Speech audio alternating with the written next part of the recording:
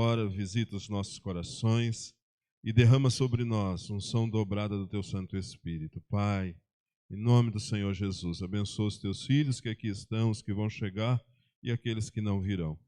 Que a graça do Senhor seja abundante na vida de todos e que o Senhor, ó Deus, incomode o coração daqueles que negligentemente se ausentam da Tua casa. Pai, em nome do Senhor Jesus, nós agradecemos o Seu cuidado, por isso oramos. Amém. Meus amados e queridos irmãos, nós, mais uma vez, em mais uma manhã de domingo, nos reunimos para meditar e buscar o conhecimento da palavra de Deus sobre as nossas vidas. Que o Senhor, nessa manhã, derrame abundantemente da sua graça e que nós sejamos o povo edificados pelo Senhor. Povo que com alegria abre o coração, dobra o joelho, clama em oração. O povo que serve ao Senhor. Então nós vamos, nesse momento, cantar, adorar o Senhor através de um cântico espiritual.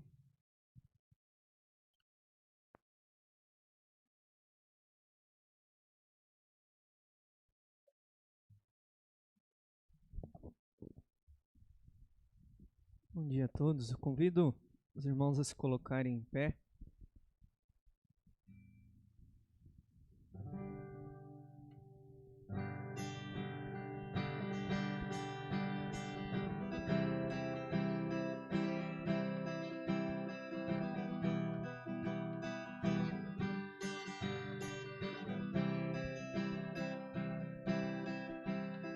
Seja o nosso louvor,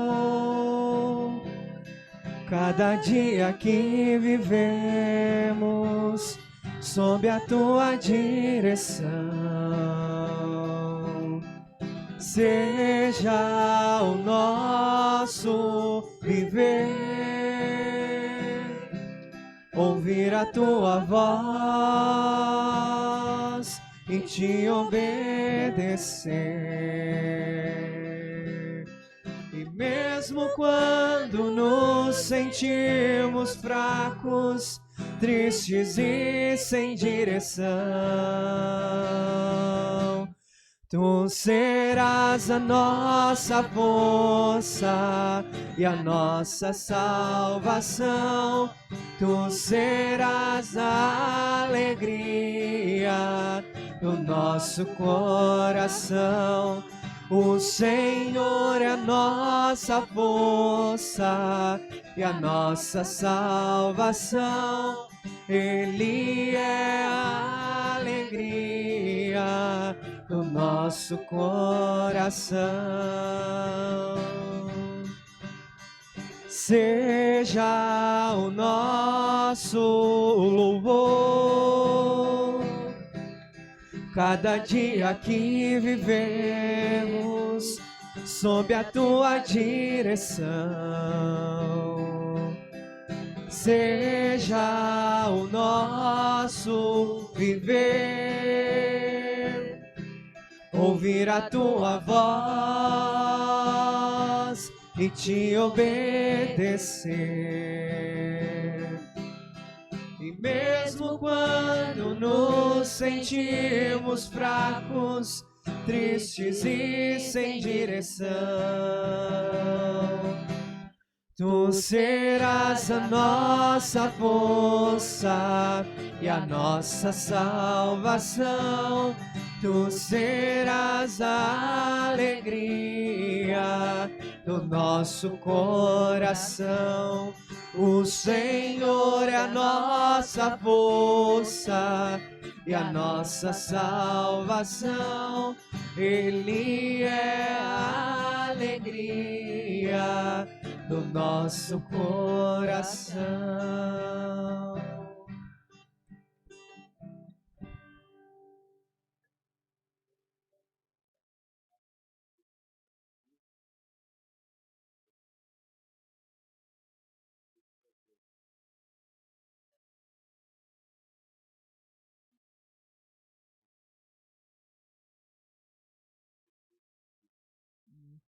Os irmãos podem se assentar?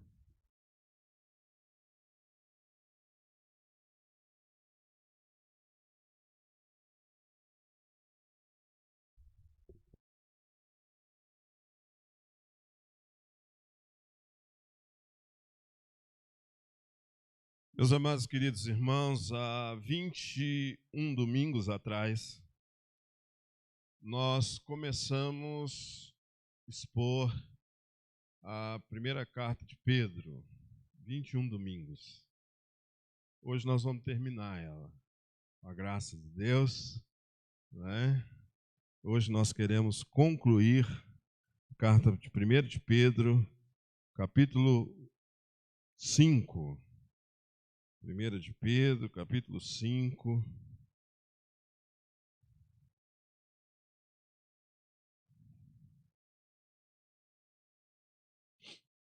Quero convidar os irmãos para fazermos a leitura do verso 12 ao verso de número 14. 1 de Pedro, capítulo 5, do verso 12 ao verso de número 14, completando assim este ciclo de 22 domingos, meditando nessa carta. Nos diz a palavra do Senhor.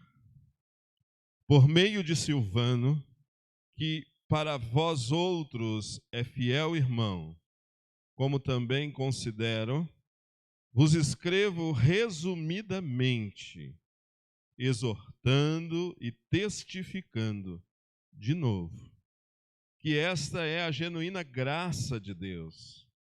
Nela estáis firmes.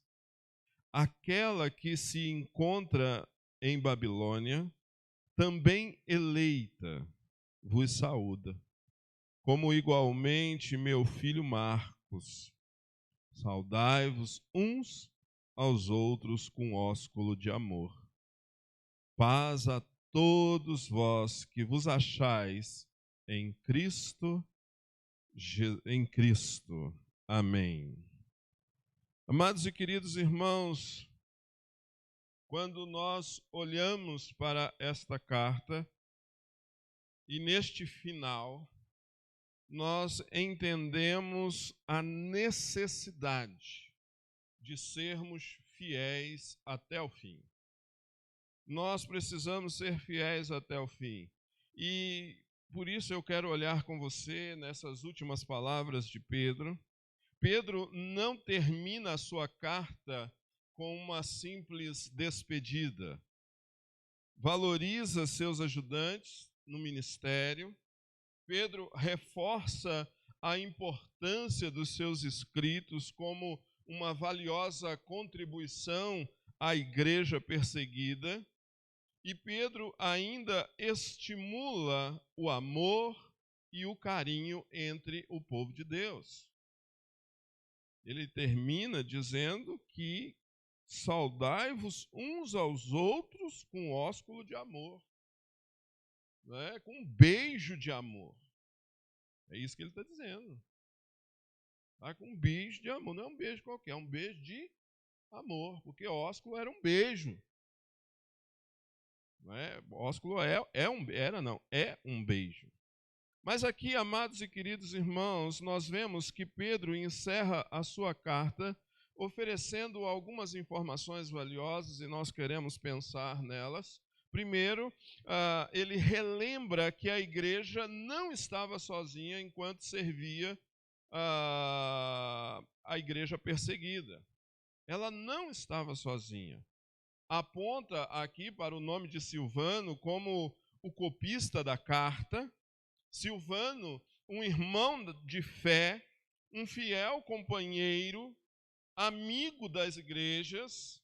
Enquanto Pedro falava, Silvano redigia o que conhecemos como essa primeira epístola, na qual nós investimos do nosso tempo nesses últimos 22 domingos estudando. Este Silvano é o mesmo Silas que acompanhou Paulo em sua segunda viagem missionária. É o mesmo. É um homem maduro, que não se entregava ao desespero quando as dificuldades se abatiam sobre eles. Por que ele não se entregava ao desespero? Por fruto da sua maturidade. Por fruto da sua maturidade. Segunda coisa que a gente observa, olhando aqui, é que Pedro envia os cumprimentos da igreja onde estava servindo e de seu grande amigo João Marcos, a quem ele carinhosamente chama de filho. Ele chama de filho. Então, a expressão Babilônia, conforme registrada no versículo 13, provavelmente significa Roma, a cidade de onde Pedro escreveu sua carta.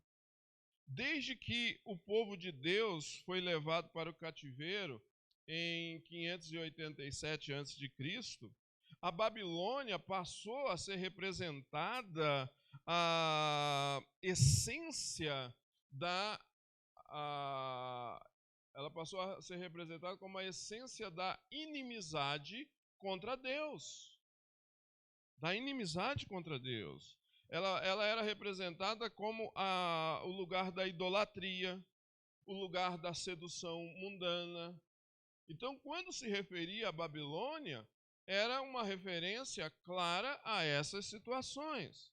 Depois que Roma se tornou potência mundial, dominou os judeus, tanto judeus como cristãos se chamavam de Babilônia, por ser alguém de uma cidade que era marcada por essas características que há pouco disse: idolatria, inimizade, sensualidade, que era algo típico da antiga Babilônia. Então esse povo era conhecido assim. Outra coisa que a gente observa olhando para essa carta é que Pedro, ele convoca seus destinatários a permanecerem firmes à mensagem da carta. Permaneçam firmes. Por quê? Porque esta carta reproduz a fiel vontade de Deus. Por isso, eles deveriam manter-se firmes. Ele compreende que suas orientações são frutos da inspiração de Deus. Tá? É algo que o Espírito Santo deu a ele, tá? E que isso iria servir para a condução fiel da igreja nos tempos de provações, nos tempos de perseguições. É por isso que ele orienta que a igreja permaneça firme. Permaneça firme. Mas, amados e queridos irmãos, olhando para esta carta, nós entendemos que Pedro conclui orientando o povo de Deus a ser caloroso nos seus cumprimentos quando eles estiverem juntos. Toda vez que eu leio esse texto, eu fico pensando nesse texto, eu penso em como nós somos, na grande maioria das vezes, desobedientes a essa orientação. Né? Pedro deseja que sejam guardados pela paz de Deus. E aí Pedro faz ele dá um estímulo aos crentes, né? Que eles expressem o amor uns pelos outros. Mesmo no severo fogo da provação. Por quê?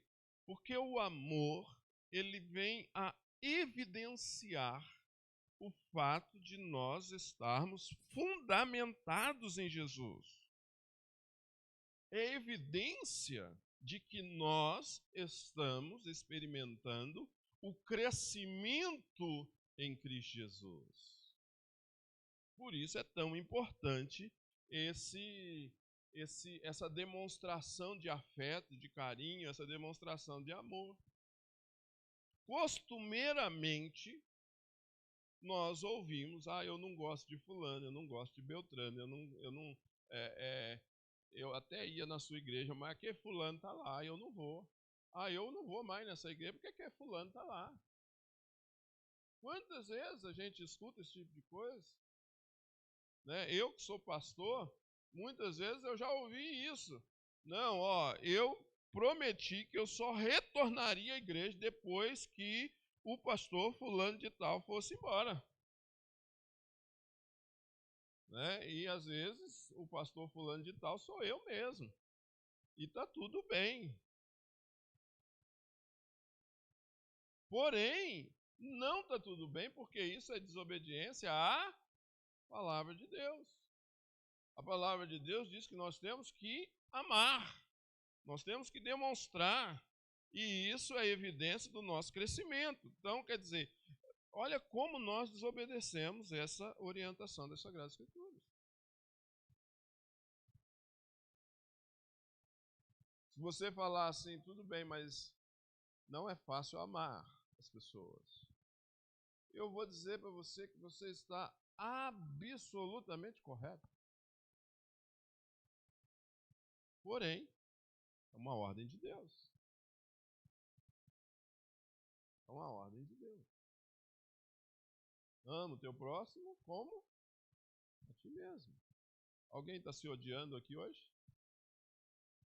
Eu me odeio. Alguém? Eu vou orar por você. Não? Então, glória a Deus. Então, não precisa orar por ninguém hoje, né? Glória a Deus. Mas a gente precisa entender isso, tá?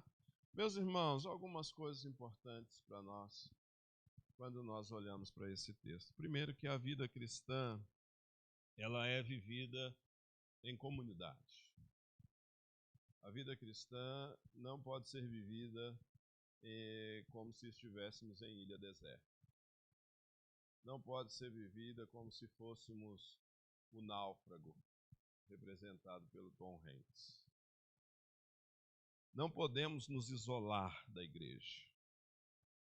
Nós precisamos de parceiros. Nós precisamos de irmãos.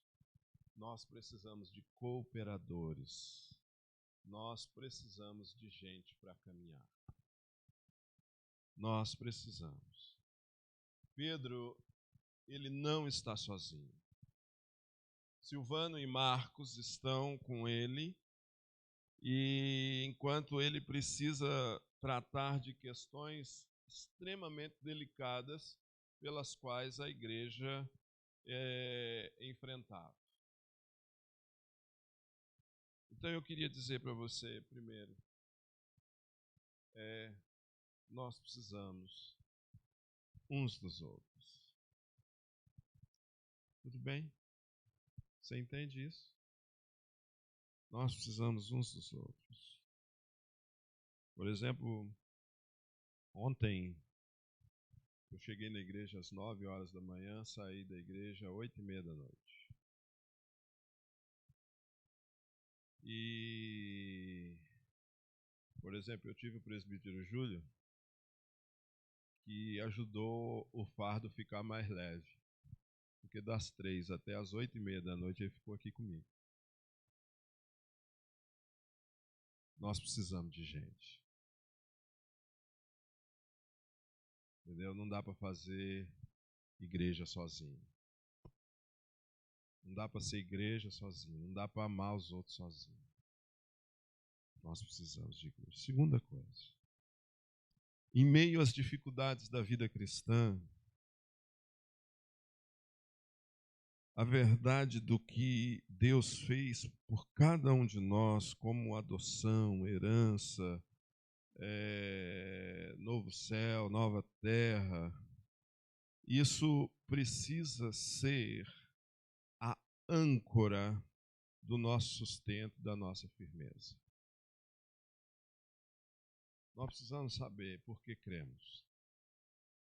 Nós precisamos ter essa convicção. Nós precisamos dessa firmeza. De verdade. Eu sei que vou morar no céu. Você já sabe disso. Eu sei que o Senhor me fez seu filho, por adoção. Você já sabe disso. A minha pergunta é simples: é isso que tem fundamentado a sua fé? Ou o que tem fundamentado a sua fé é a perspectiva de receber bênçãos terrenas? Porque se tem sido o fundamento da sua fé, eu quero dizer a você que você tem perdido tempo. Você tem perdido tempo. Porque você ainda não entendeu o fundamento da fé. Então precisa de um novo norte na vida. No terceiro momento, eu quero dizer para você o seguinte. Eu já disse e torno a dizer, nós precisamos demonstrar amor caloroso uns pelos outros. Eu creio que nós vivemos os últimos dias da história. Eu creio que Cristo está voltando. Eu acredito nisso. Então nós precisamos amar. E a grande verdade, meus amados irmãos, é que muitos de nós têm os seus corações esfriados, totalmente gelados. Não amam mais. Não sentem o coração arder pelo desejar da palavra de Deus. Tanto faz como tanto fez. E isso é extremamente preocupante. Meu coração precisa arder por Jesus Cristo. Eu preciso ter vontade de Jesus. Preciso querer Jesus. O meu desejo é que não seja nem o meu nem o seu coração nessa condição de coração gelado. Mas que os nossos corações sejam corações extremamente aquecidos. Pode fazer frio fora. Pode gear lá fora. Mas o meu coração está aquecido por Jesus. Essa é a minha oração. E por último, quero dizer a você que a graça de Deus, ela pode e mantém a sua vida em paz e contentamento. Independente das circunstâncias, independente das dificuldades, independente dos problemas. Eu não vou dizer aqui que você com Jesus não tem problemas. Não, você com Jesus tem problemas. Muitos problemas. Muitos problemas. Mas você também tem paz. E você com Jesus, entendendo que Ele é o Senhor da sua vida, você tem contentamento diante dEle. Por isso, eu quero dizer a você e quero dar esse conselho para a gente terminar. Coloque sobre o Senhor aquele fardo que você tem carregado, que não lhe pertence mais. Se você é nova criatura, se você nasceu de novo, o fardo que você tem carregado não pertence a você, mas a Jesus. Deposite ao Senhor, no Senhor, todas as suas lutas. Todas. E aí, meu amado e querido irmão, com certeza, você vai desfrutar de paz. Você vai ter uma vida muito melhor da que você tem tido até o dia de hoje. Porque você vai entender que com Jesus nós seremos fiéis até o fim. Amém?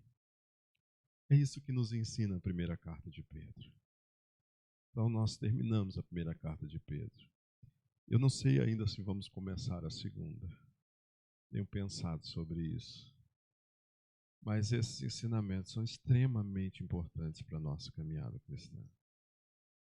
Extremamente importante. Amém? Então, nós vamos orar ao Senhor, vamos ficar em pé. Vamos ficar em pé e nós vamos orar a Deus nesse momento.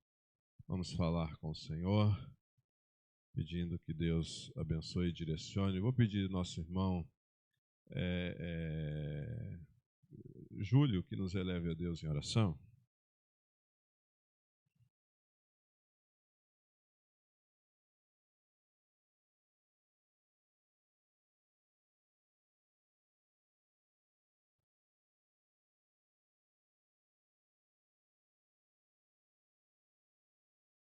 Amém.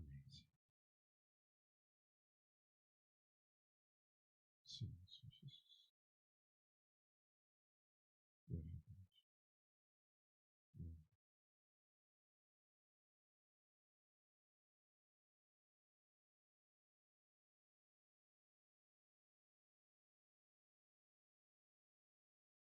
Amém, Senhor, amém. Adolescentes e crianças, Deus abençoe. Os adultos podem sentar.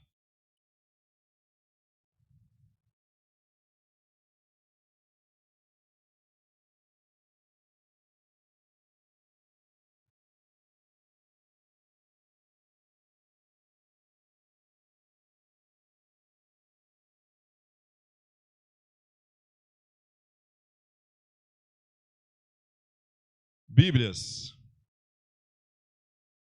1, 2, 3, 4, 5, 6, 7, 8, 9, 10, 11, 12, 13, 14, 15, 16, 17, 18, 19, 20, 21. 22.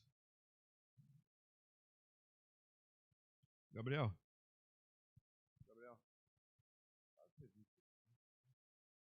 Nós vamos distribuir as revistas hoje. E nós vamos começar a partir da semana que vem. Eu ia começar hoje, mas como a gente não distribuiu na semana passada, nós vamos distribuí-las agora, tá bom?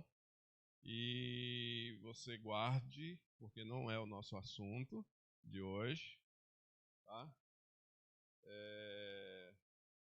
E aí você pode guardá-la e a semana que vem a primeira lição, tá bom?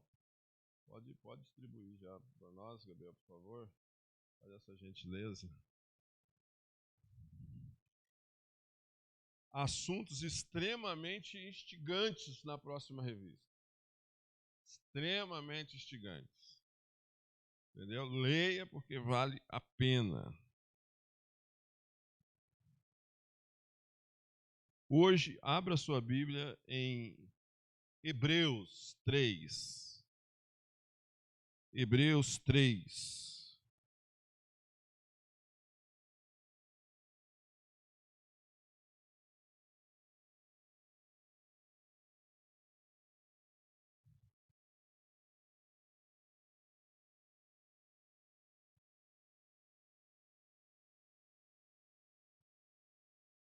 Hebreus 3 e 4.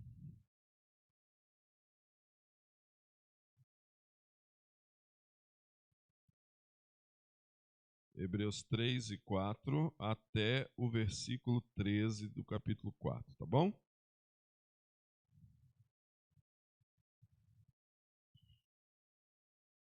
Obrigado, viu, Gabriel? Ok, irmãos? Todos acharam? Podemos fazer a leitura desse texto?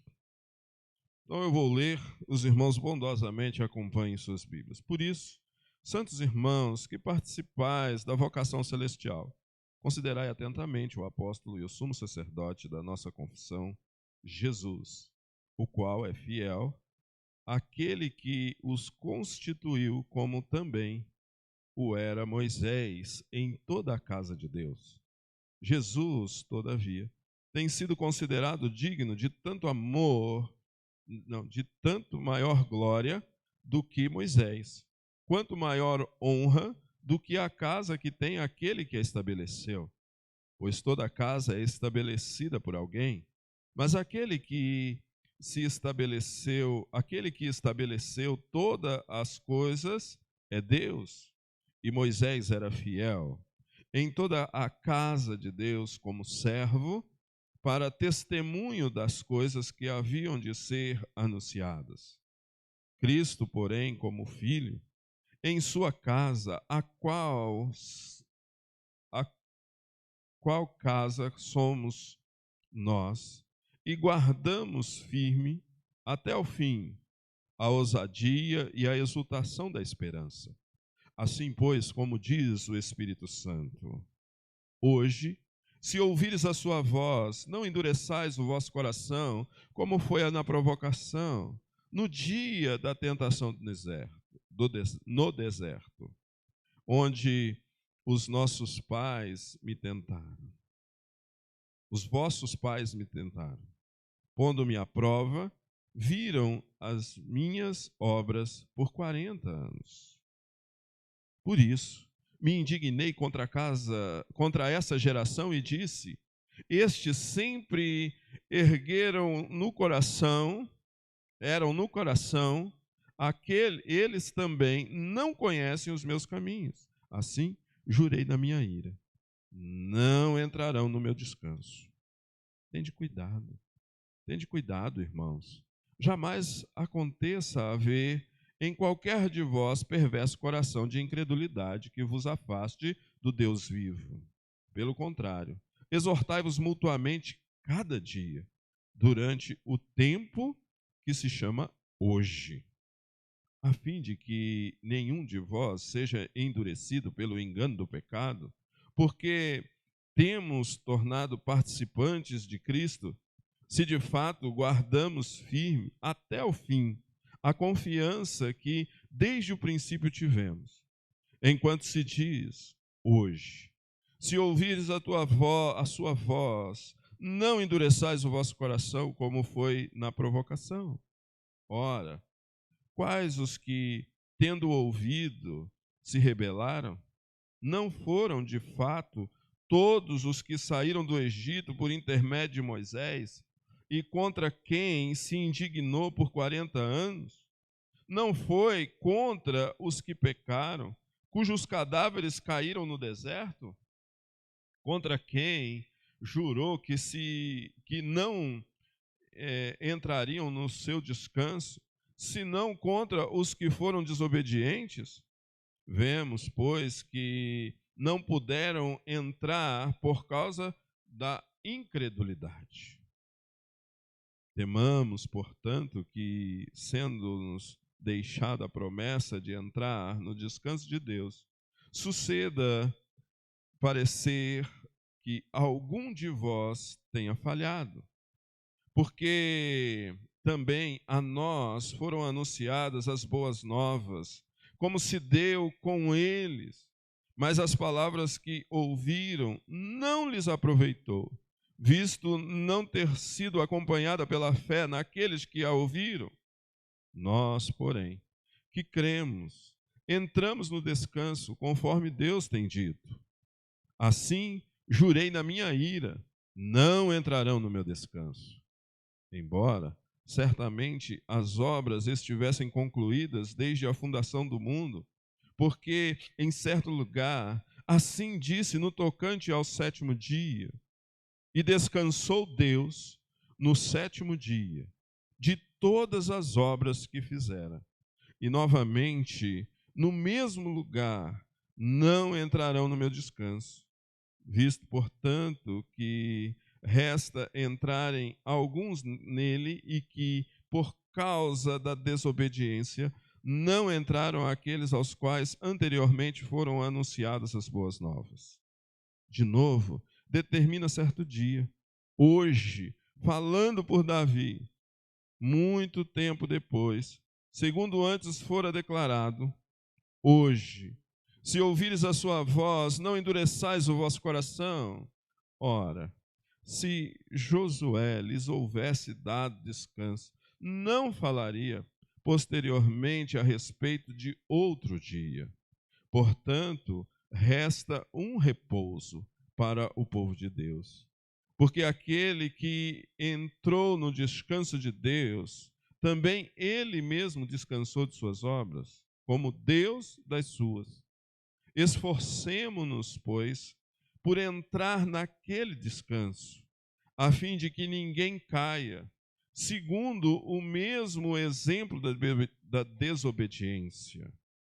Porque a palavra de Deus é viva e eficaz, e mais cortante do que qualquer espada de dois gumes, e penetra até ao ponto de dividir alma e espírito, juntas e medulas, e é apta para discernir os pensamentos e propósitos do coração.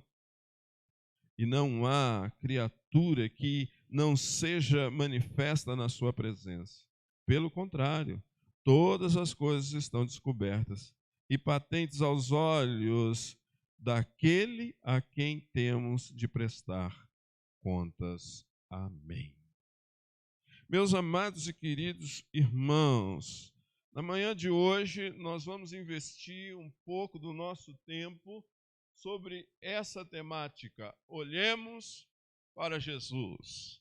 Olhemos para Jesus.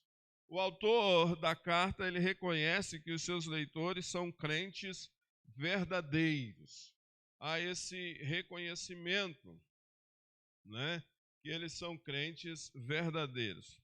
Por isso, verso 1, por isso, santos irmãos que participais da vocação celestial. Aqui a gente observa 3 detalhes sobre os leitores originais. Primeiro, eles são santos. Eles são santos. Hebreus capítulo 2, verso 11, né, diz que eles foram santificados por Cristo. Então, eles são santos. Segundo, eles são irmãos. São irmãos, né?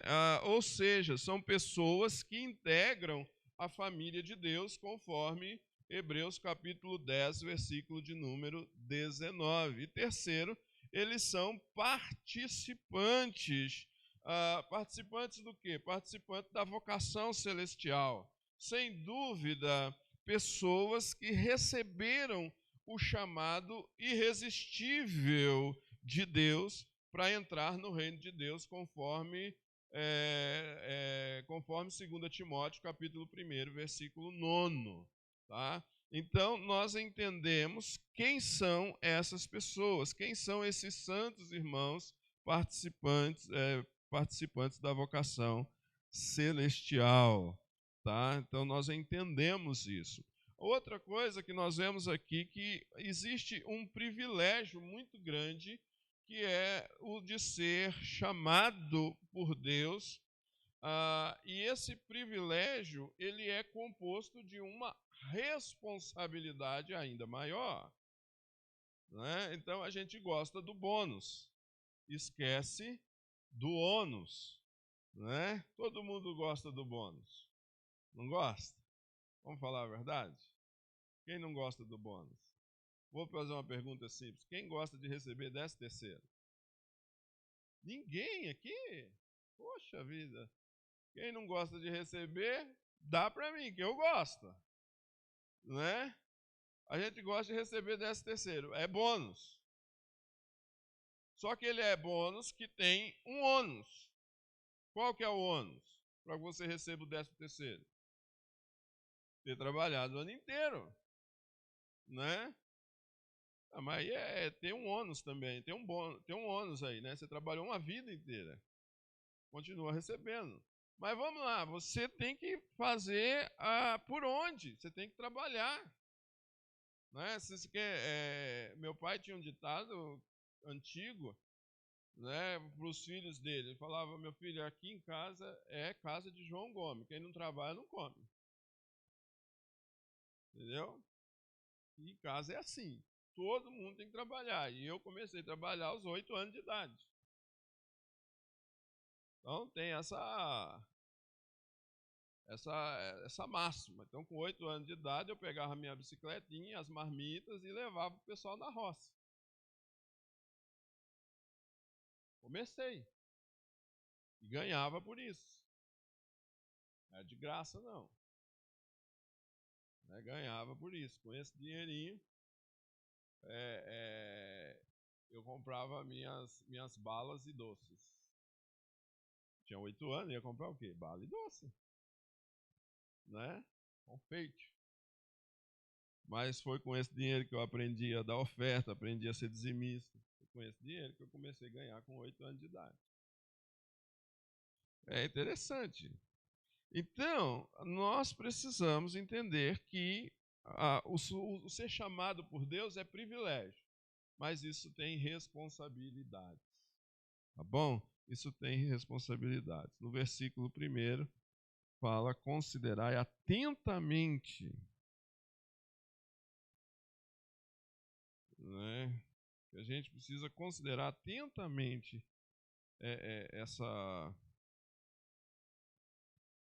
atentamente o apóstolo e sumo sacerdote da nossa confissão, Jesus. Então, os leitores, eles precisam considerar o quê? Prestar mais atenção, observar mais, fixar mais os olhos espirituais, né, em Jesus.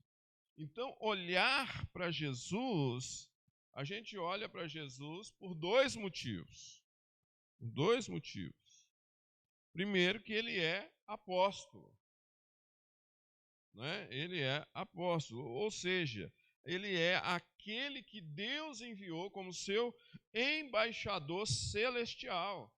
Está lá, João 3,17, João 8,42, João 17,3. Tá? Então a gente considera ele como apóstolo. Então Jesus ele foi enviado à terra pelo Pai para morrer em nosso benefício. 1 João capítulo 4, versículo 10. Tá bom? Então, Jesus é o apóstolo de Deus. Outra coisa é que ele é o sumo sacerdote da nossa confissão. Jesus morreu em nosso lugar. Jesus morreu em nosso lugar. E ele é o nosso intercessor diante de Deus, conforme Hebreus 2,17. É ele que intercede por nós, Romanos 8,34. Tá? Então, lembra da história lá do pregador que começou a anunciar que você é o centro, você é o centro. Eu falei semana passada. Lembra? Você é o centro, você é o centro, você é o centro, centro. Eu quero dizer que você não é centro de nada, nem da sua casa. Entendeu? Na sua casa você coloca uma mesa no centro. Entendeu? Você não é centro de nada. Quem é o centro? Jesus é o centro. Jesus é o centro. Tá bom? Pode interromper.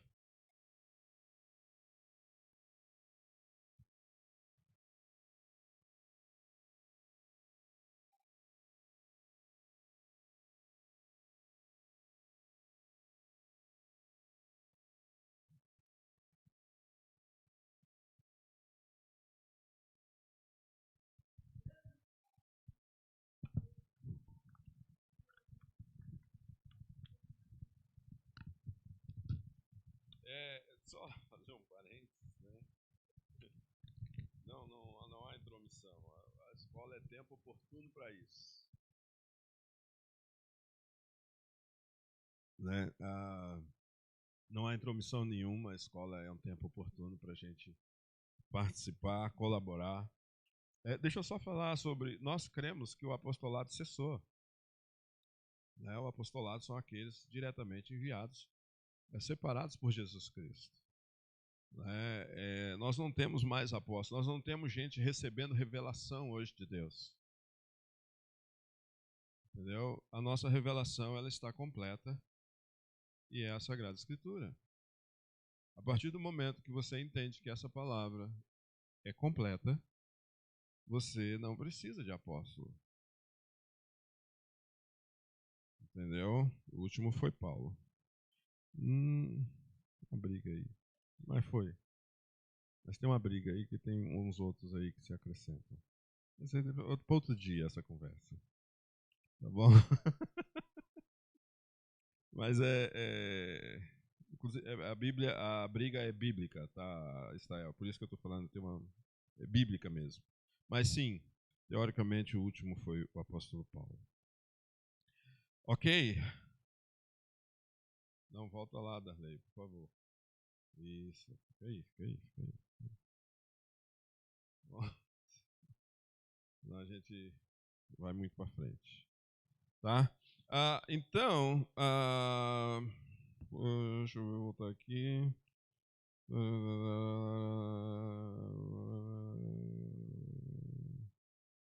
Tá. Vamos lá.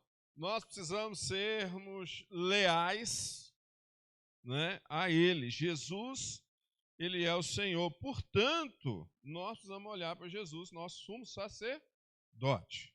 Tá bom? Primeira coisa, agora sim, olhemos para Jesus porque Ele é superior a Moisés, versículo 1 até o versículo 6. Depois do patriarca Abraão, Moisés e Josué, né, que são heróis nacionais, né, são pessoas extremamente estimadas pelo judeu. Isso, não, pode parar. Isso, para aí.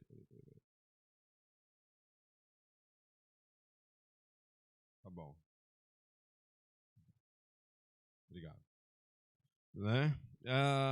Então, depois, ambos tiveram um papel extremamente importante na libertação do povo de Israel do Egito até a conquista do descanso da terra prometida.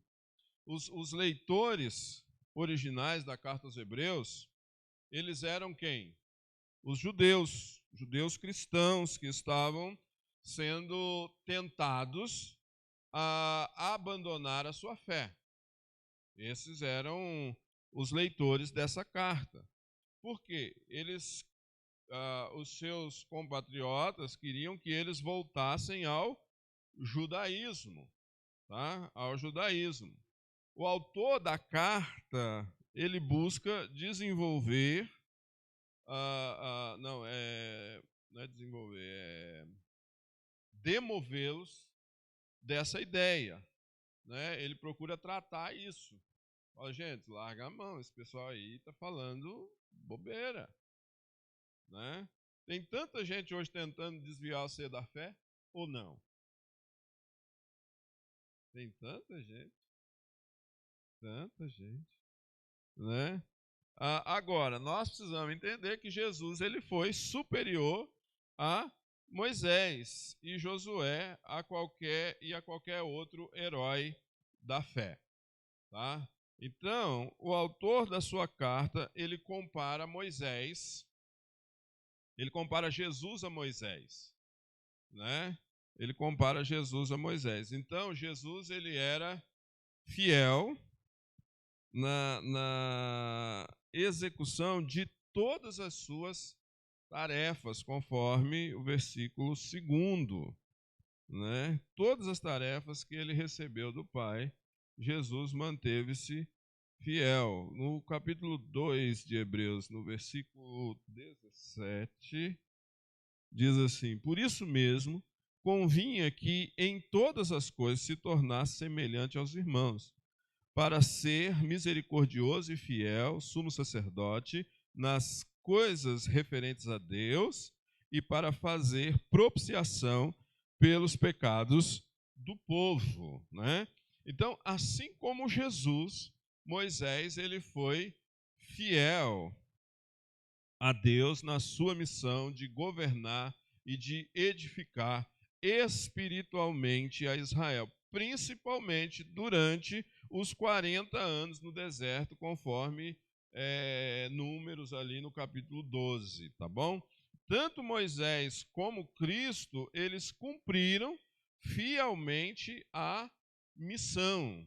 Cumpriam fielmente a missão. O autor da carta, ele apresenta 3 contrastes entre Moisés e Jesus. Primeiro, Moisés fazia parte da casa ou era um membro da família, mas Jesus foi o criador da casa, né? Jesus foi o criador da casa. O versículo terceiro, né? O versículo terceiro. Então, o ministério de Moisés não incluía o dever de construir a casa de Deus. Por quê? Porque a casa de Deus já existia, né? A casa de Deus já existia. Nós lemos aqui no versículo 4, pois toda a casa é estabelecida por alguém, mas aquele que estabeleceu todas as coisas é Deus. Aqui no texto, tá? Versículo 4, tá? Então, Moisés era homem e também era Deus. Moisés foi um servo na casa de Deus, mas Jesus é o Filho de Deus sobre a casa de Deus. Não, eu falei, não, Jesus. Moisés era homem, Jesus era Deus. Foi isso que eu falei. Não foi isso que vocês ouviram? Ah, vocês ouviram errado. Entendeu? Moisés era homem, Jesus era Deus. Não, eu estou fazendo uma comparação de Moisés com Jesus. Vocês entenderam, eu sei que vocês entenderam. Brincadeira, gente. Desculpa, obrigado, Luciana. Pegadinha. Pegadinha do gordinho. Né? Vamos lá? Moisés é chamado, terceiro lá, eu falei. Não, volta. Isso, fica aí. Vou deixar aí agora. Tá? Então, Moisés é chamado de servo. Isso é alguém que presta serviço, não como escravo, mas aquele que presta serviço espontaneamente, pelo prazer de servir alguém que é ou que lhe é superior. Moisés também, através do seu ministério, ele apontou para Jesus. Quer ver? Alguém bondosamente abra sua Bíblia em Deuteronômio, capítulo 18, versículo 15. Outra pessoa em Atos 3, 22. Entendeu?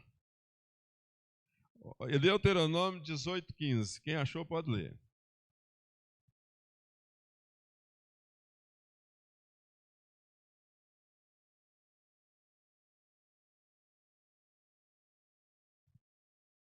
Suscitará um profeta do meio de ti. Atos 3, 22.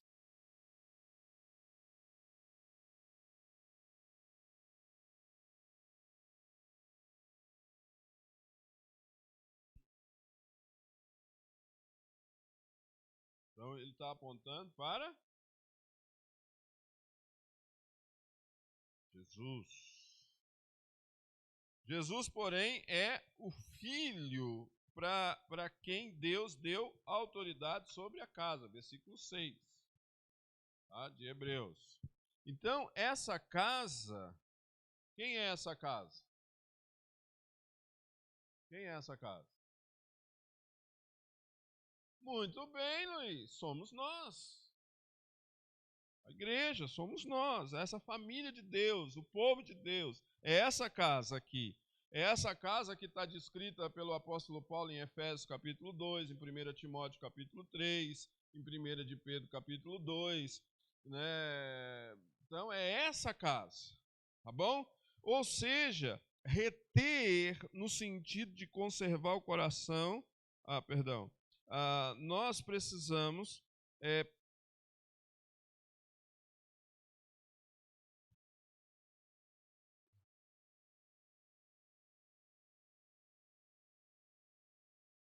fugiu aqui, peraí. Fugiu a linha de pensamento. Vou falar da casa e... Falar na casa, entrei no quarto. Fugiu aqui o resto da casa.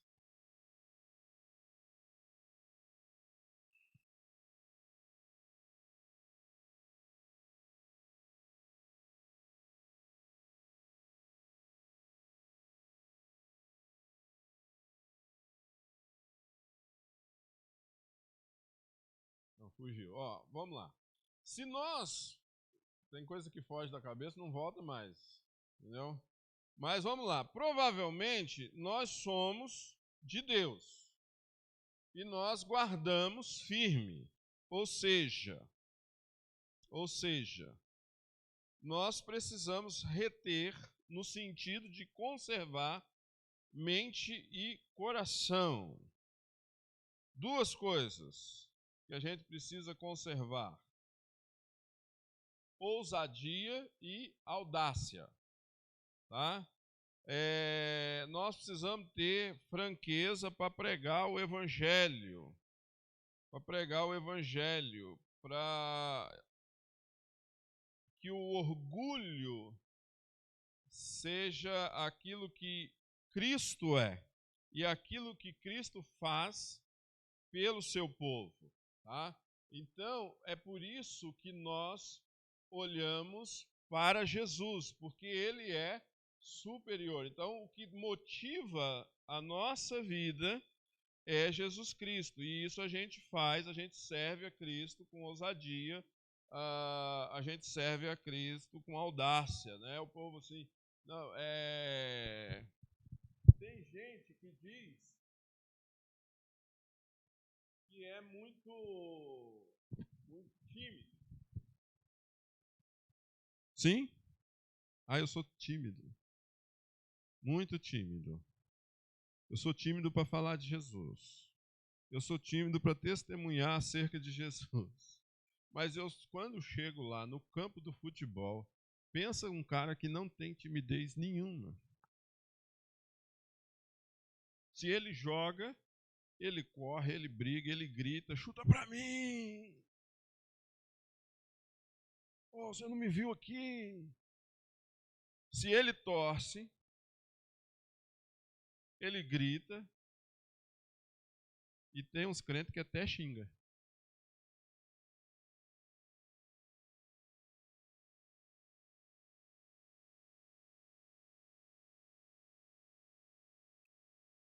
Entendeu? Ele só é tímido para falar de Jesus, mas no resto, no trabalho é um furacão, com os vizinhos é um furacão, com a família é um furacão, mas quando é para falar de Jesus, ele... Nossa, gente, tadinho. Então, coitadinho, né? Gente, outra coisa. Segundo, olhemos para Jesus e fujamos da incredulidade. Tá bom? Então, um cristão, ele pode perder a salvação? Pode deixar agora, Darley, só no tema mesmo, tá? Obrigado, querido. O cristão pode perder a salvação? Não, não pode. Não?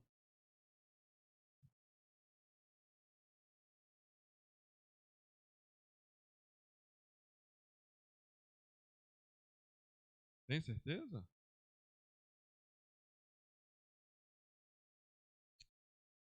Luciana não sabe de nada. Fica falando que a gente não pode. Lógico que pode. Nós somos...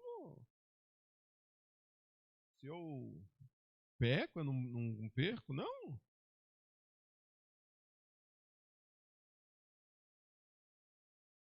Tá.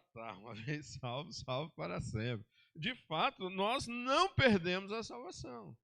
Falamos isso ontem lá com o pessoal do discipulado. Nós não perdemos a salvação. Mas Jesus nos ensinou sobre pessoas que têm o coração como um solo rochoso. Solo rochoso. São aqueles que ouvem a palavra,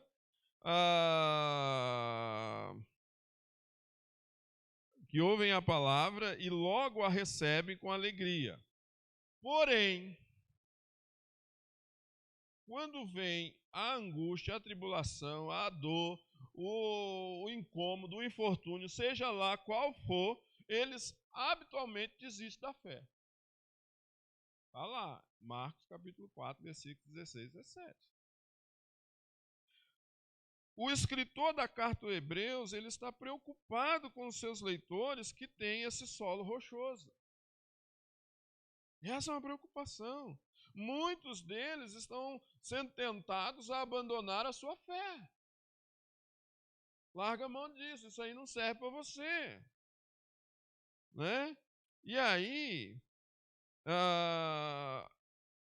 como eu disse no início, eles queriam que eles voltassem ao judaísmo, né? E aí, por causa da perseguição que eles estavam sofrendo, conforme o capítulo 10 de Hebreus, ali nos versículos 32 a 35, nós podemos ver algo muito sério, e aí agora são 6 estratégias para a gente combater a dureza do coração. Ouça e submeta-se, né? Ouça e submeta-se à autoridade de Deus. Já já nós vamos falar disso. Mas quando a gente pensa nessas 6 estratégias para submeter-se à autoridade da Escritura,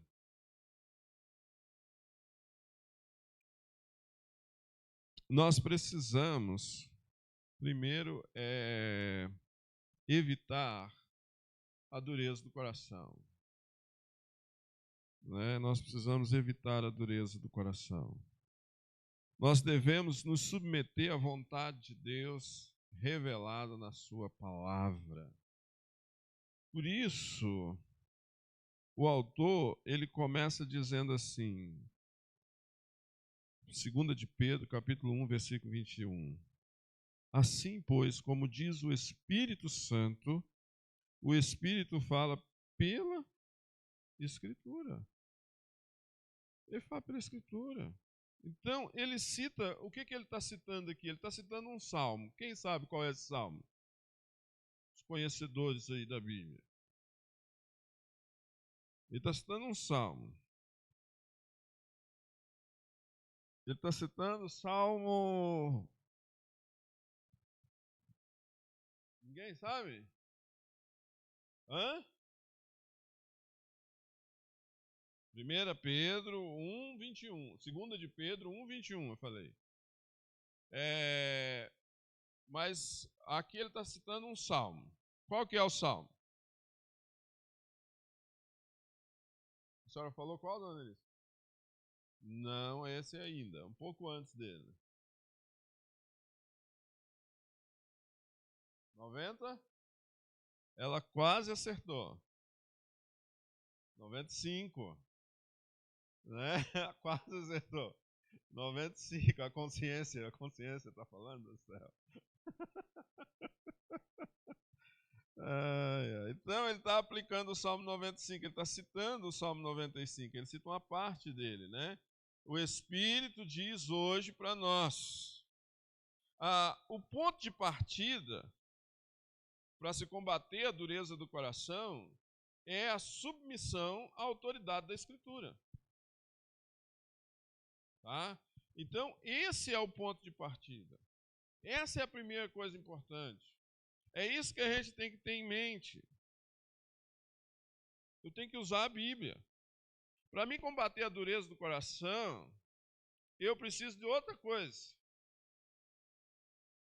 Eu preciso aprender com os erros dos outros.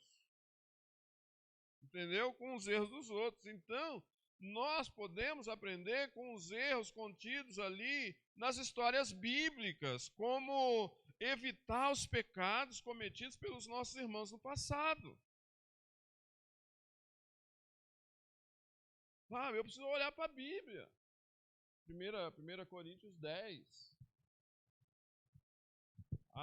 Então, a história citada lá no Salmo 95, ela também está registrada.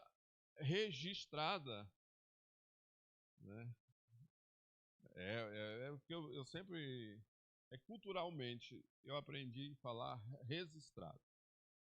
Entendeu? Eu sei que dá errado, então sempre que eu falo, por isso que eu repito. Entendeu? Porque eu sei que é registrado, mas eu aprendi registrado. Mas vamos lá. Então, está registrado em outro texto da Bíblia, o Salmo 95. Na verdade, o Salmo 95 ele é uma citação de um outro texto da Bíblia,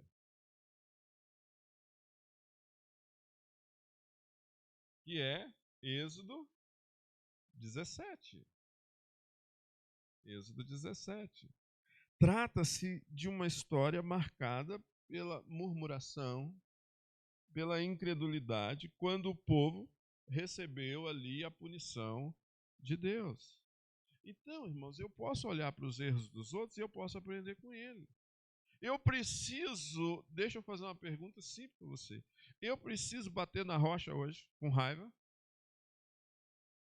Quando as coisas fogem ao meu controle e à minha vontade?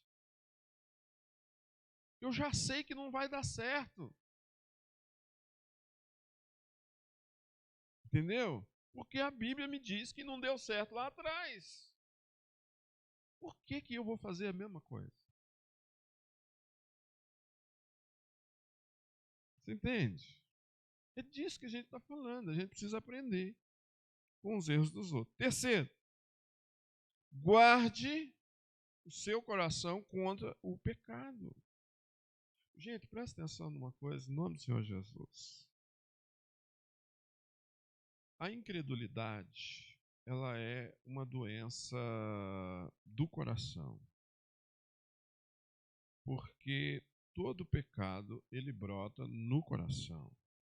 É o que diz o Evangelho de Marcos, capítulo 7, versículos 21 e 22. Por isso, nós devemos, Provérbios 4, 23, diz que nós devemos guardar o nosso coração. Porque do nosso coração procede todos os males. Todos os males. Né? Não, porque dele procede, não é todos os males, porque dele procede todas as fontes da vida. Se eu não estou enganado. Né? Então, ao combater o seu pecado, Davi, ele pediu para Deus o que? Salmo 51. Um novo coração. Um novo coração. Salmo 51, 10. Tá? A incredulidade é o pior e é o mais perverso dos pecados. Versículo 12 do nosso texto. Por quê? É o pior e o mais perverso de todos os pecados. Simplesmente porque ele nos afasta de Deus. A incredulidade nos afasta.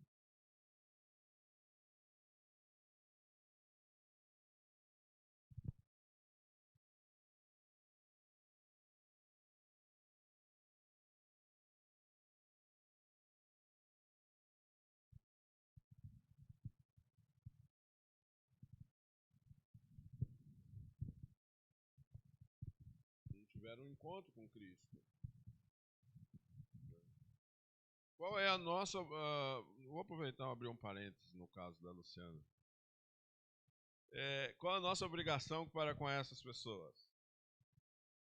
Orar e falar do amor de Deus sempre que tiver oportunidade. Entendeu? Então a gente precisa mostrar isso. Entendeu? Sempre que tiver oportunidade, você precisa tornar essas pessoas conhecedoras da verdade. Quem converte, o Espírito Santo de Deus. Então, eu queria dizer uma coisa para você. Não fique preocupado. Se você fala do amor de Deus e as pessoas não aceitam. Isso não é um problema seu. Isso é um problema de Deus. O nosso problema é falar. Entendeu? Agora, entenda também outra coisa. Se você não falar, você é responsável por essa pessoa diante de Deus. Entendeu? No tempo devido. Entende? Então, não seja réu de ninguém. Tá? Fecha o parênteses. É porque você levantou, eu tinha que cortar. Não tinha outro jeito. Vamos lá, quarto. Procure conhecer os caminhos de Deus, né? Então, no versículo 10, Deus se indignou contra os judeus no deserto. Por quê? Está no versículo 10. Porque eles não conheceram os seus caminhos. eles não conheceram. Então, nós devemos procurar conhecer os caminhos de Deus, porque os caminhos de Deus, Isaías 55 vai dizer isso, que os caminhos de Deus são diferentes dos nossos. Então, nós precisamos conhecer, precisamos buscar, sabe?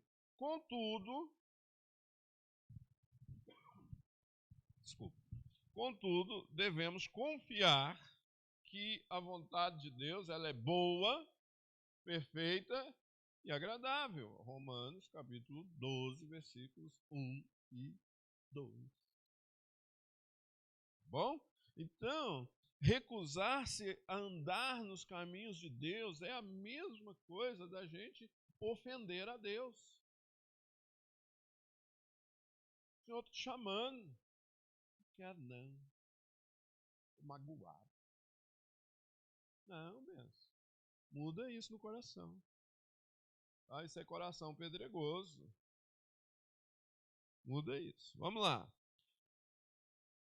Pratique o encorajamento mútuo. Eu quero dizer para você, versículo 13, a luta contra a incredulidade e contra a desobediência, ela precisa servir para encorajar os outros, uns aos outros.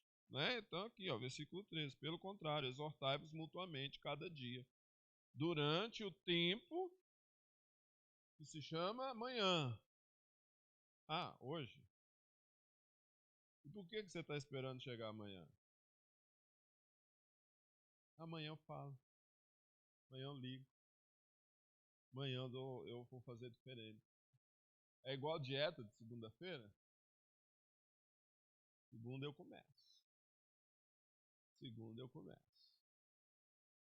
Não, quando você decide começar, começa na hora, filho. Não é assim não, tá? Então, 3 destaques aqui. O encorajamento, ele é para todos os membros do corpo.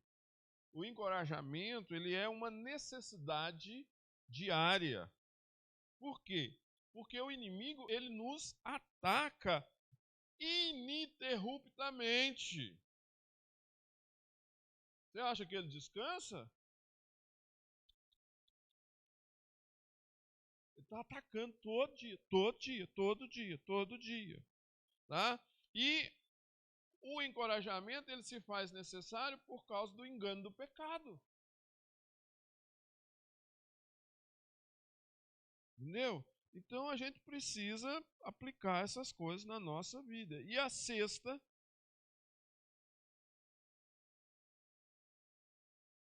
é justamente guardemos a nossa fé. Guardemos a nossa fé. Faltou ali um pedacinho. Com firmeza e perseverança. Né? Então guardemos a nossa fé com firmeza e perseverança. E Paulo, lá em Filipenses, capítulo 1, versículo 2, ele vai dizer que a perseverança é uma obra divina. É de Deus esse negócio. Entendeu? É de Deus. Por outro lado, os crentes que perseveram em sua confiança em Jesus, versículo 14 do nosso texto, diz que eles serão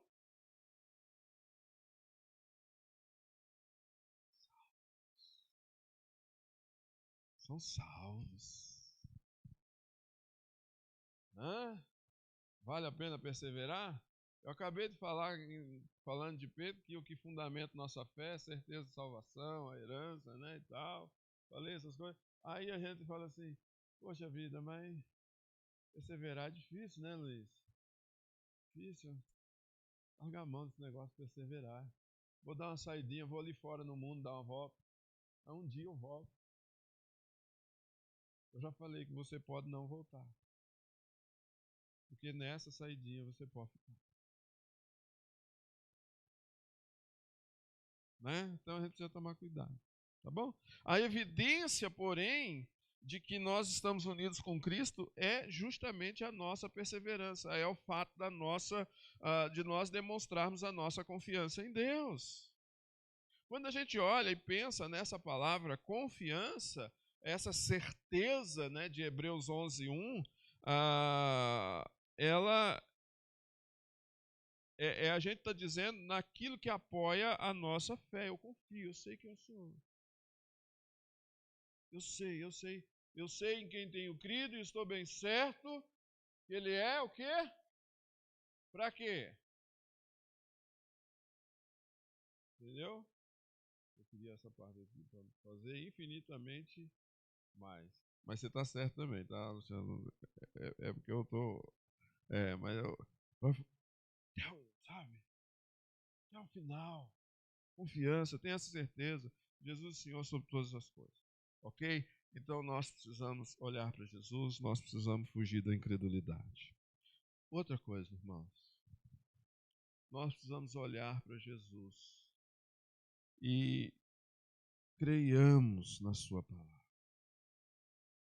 Sabe? Olhemos para Jesus e creiamos na sua palavra. O autor da carta, ele continua exortando os seus leitores contra a apostasia. O Darley está muito animado. Volta aí, Darley. Isso. Né? Está muito animado. Aí perde a graça. Os irmãos ficam lá esperando. Ele põe. Ajuda eu, Darley. Tá bom? Então, ele declara que os nossos privilégios por meio de Cristo são maiores do que aqueles que foram desfrutados sob a lei de Moisés. Tá? Então nós precisamos crer nas boas novas e nós precisamos desfrutar as promessas que Deus faz na sua palavra. Capítulo 4, versículo 2, que diz: porque também a nós foram anunciadas as boas novas, como se deu com eles. Mas a palavra que ouviram não lhes aproveitou, visto não ter sido acompanhada pela fé naqueles que a ouviram. Então, como nós ouvimos, né, ela é melhor aproveitada por nós. Tá? Então, nós precisamos crer e precisamos desfrutar. 3 lições. Primeiro, a palavra de Deus ela é pregada para que nos beneficiemos dela. Tá? Ela é pregada para que nós nos beneficiemos dela. Tá bom? Pode deixar. Tá? Então, por meio da palavra, nós somos aperfeiçoados e nós somos habilitados espiritualmente. Outra coisa, 2 Timóteo 3, né, vai dizer isso. Outra coisa, a maioria daqueles que ouvem a palavra de Deus não aproveitam aquilo que ouviram. Não aproveita, gente.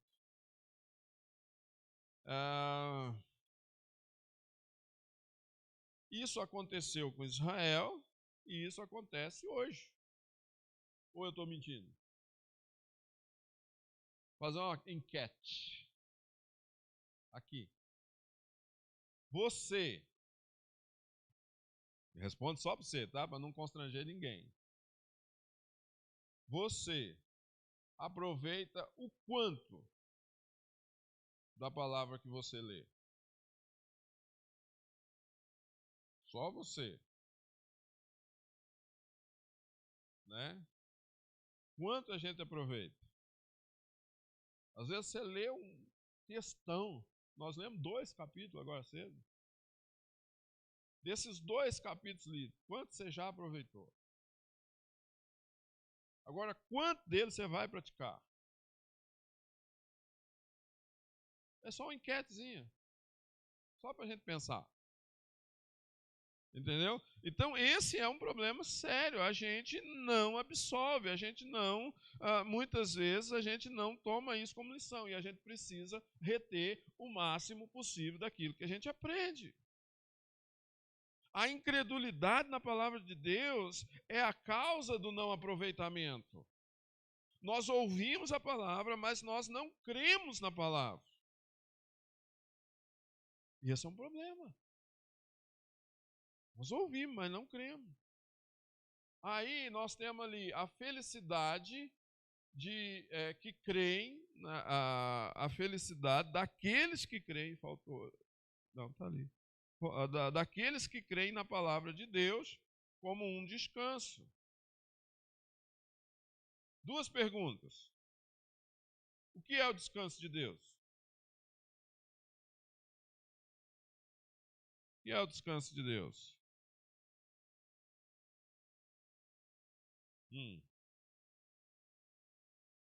Tá, mas o que é?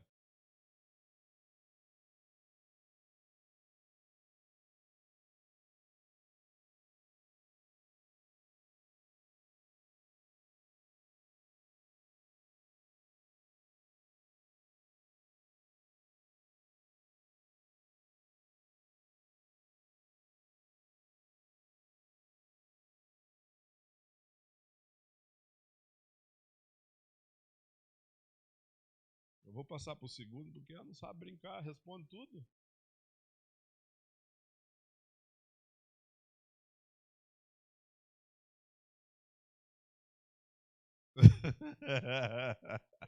Então, tá bom, tá certo, Luciana.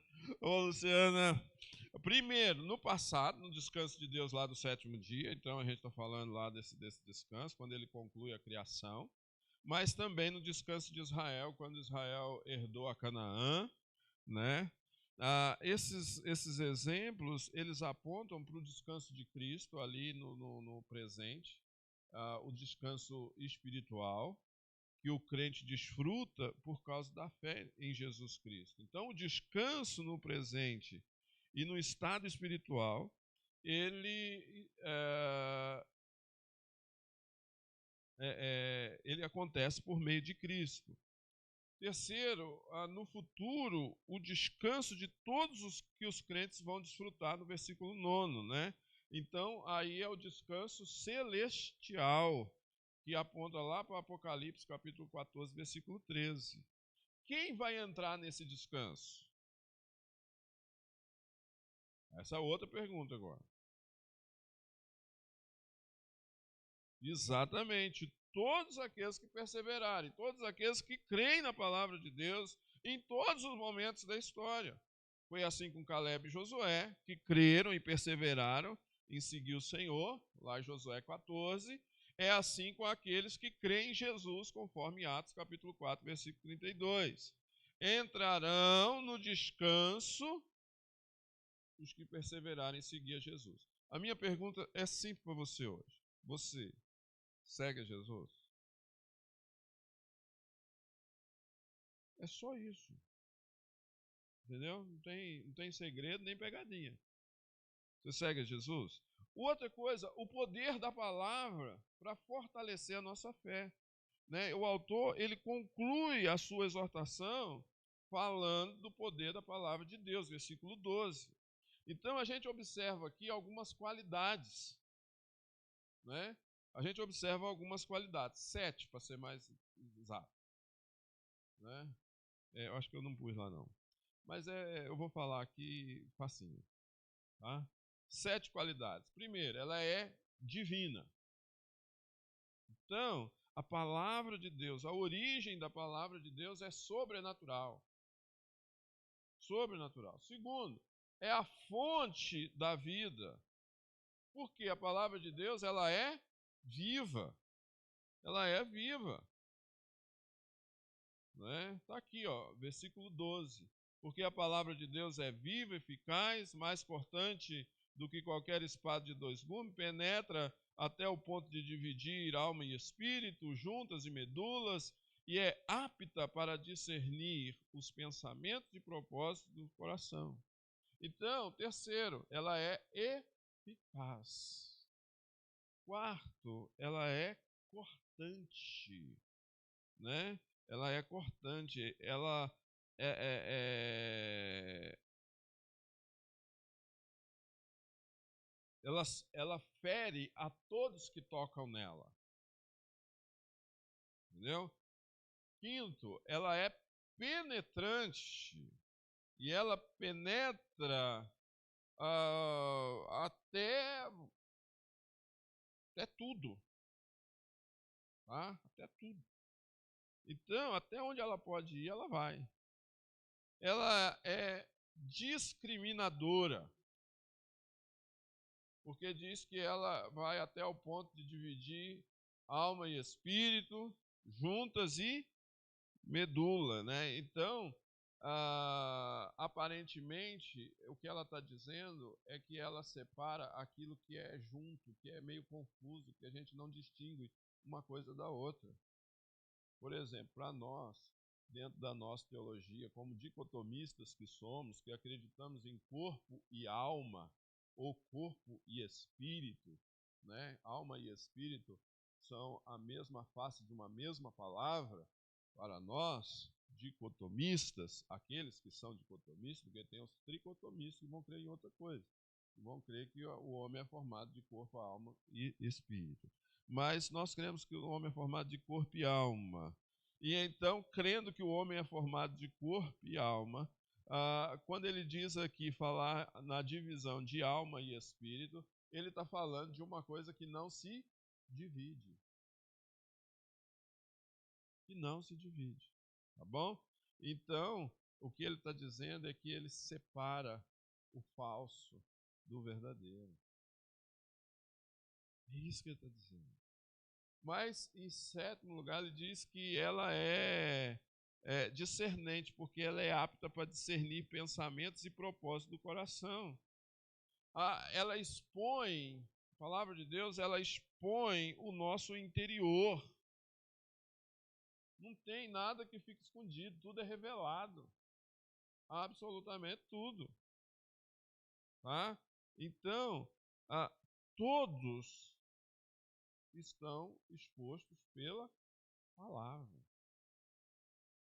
Pela palavra. Por isso que a gente diz que a Bíblia é o livro de passado, presente e futuro. A gente sabe o que aconteceu no passado. A gente sabe o que está acontecendo hoje e a gente sabe o que vai acontecer amanhã por meio da palavra. Por meio da palavra. Você não precisa ter bola de cristal, não. Leia a Bíblia, Bess.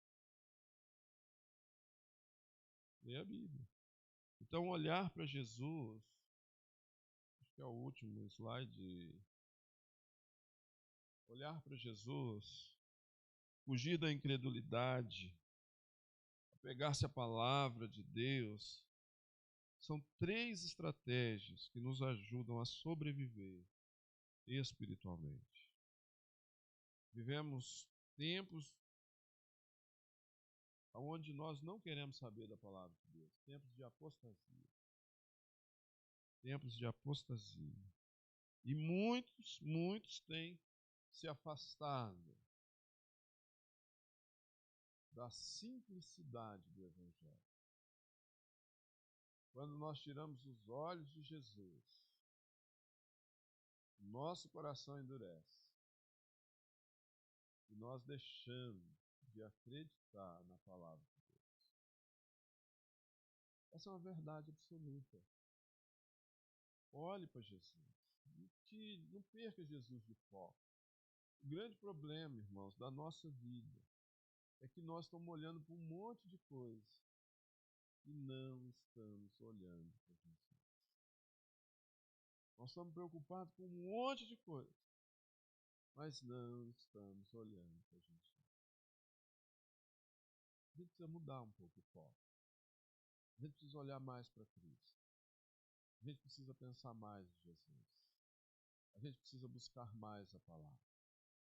A gente precisa ler a Bíblia. Ler a Bíblia. Sabe? Lembra da musiquinha das crianças. Leia a Bíblia e faça oração se quiser crescer. Quem não ore a Bíblia não lê, diminuirá. Sabe, a gente ensina os nossos filhos, né? E a gente esquece, não usa. Não usa. Exatamente. A gente precisa ler, a gente precisa aprender, né? A gente precisa mudar a nossa postura diante do Senhor. Nós vamos ler capítulo 3, versículos 1 e 2.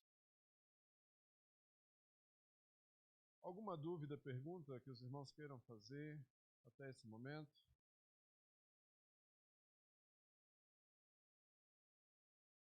Hebreus 3, 1 e 2. Não? Lembrando os irmãos que nós veremos a semana que vem a lição